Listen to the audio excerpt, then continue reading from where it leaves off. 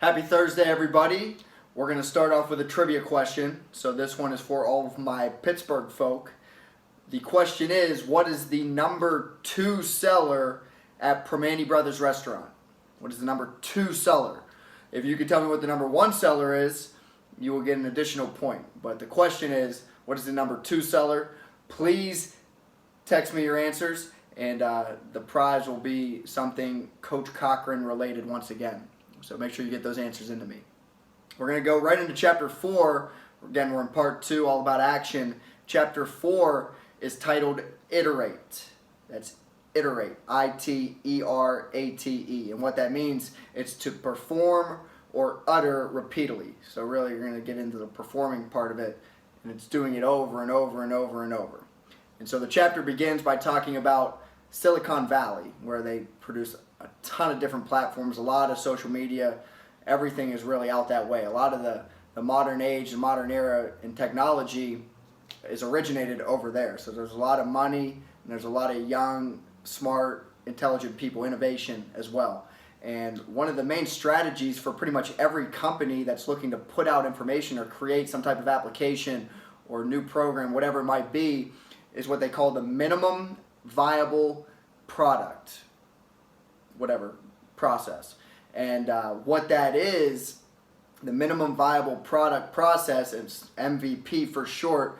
It's the ability for companies to throw out something like almost test the market with something that's not their best product, but something just good enough that it kind of hits on what they want to get to, and allows them to fail cheaply.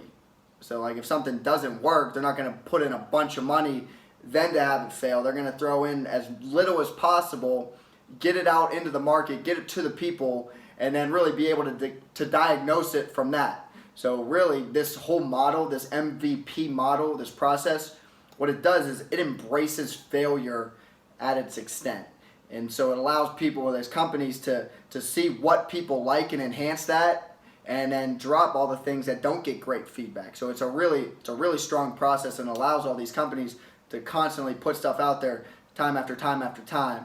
And really the failure part of it is so important. That's what this chapter really gets into, because all failure precedes success. And it's the same thing with this model. Like they need to go out, they need to test the market and really fail, learn from their failures, and then enhance their product to the best that it can possibly be before they put it out there. So like failure is so important with that. And it's like it's getting you into this whole idea, and that's what the chapter really starts to get onto, is there's nothing wrong about failure. There's nothing wrong about being wrong. But the biggest thing is it can be detrimental if you're not able to learn from it or see a new opportunity from these failures. So now to get into iterate, that part of it. And it's talking about being able to iterate both action and failure. And the fact that your actions need to coexist with failure. Like you need to have failure in order to optimize whatever it is that you're looking to achieve, because that's really the best way we learn. We got to be able to see what works, what doesn't. And the only way to do that is by acting, and sometimes getting that feedback by failing. And that's the most important thing. And really, at the end of the day, those two need to coexist, but we just can't have failure be the last man standing. And when all's said and done, your actions need to always come after any type of failure. Because once you let failure be the last man standing, that means you're giving up. And that's something that we talked about a couple chapters ago, that's something that can't even enter our minds at any point.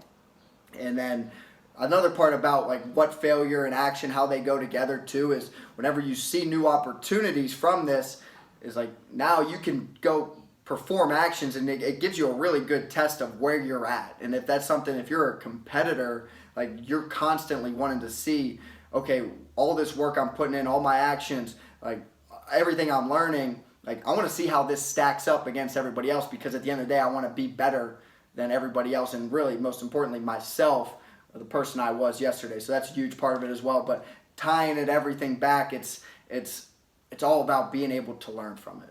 Because like we can have all the right actions and whatnot, and we can fail, but if we don't learn from our failures, then history is going to repeat itself. We're going to be making the same mistakes over and over. So the ability to learn is crucial, and you don't really learn the best that we possibly can until you do something over and over. And now, we don't always want to fail, but when we do, we want to make sure we're learning from it, and that's why action needs to happen over and over and over again. We got to iterate it on multiple occasions and really learn from it to the best of our God-given ability. Please text me your trivia answers, and we'll see you tomorrow. All right, guys.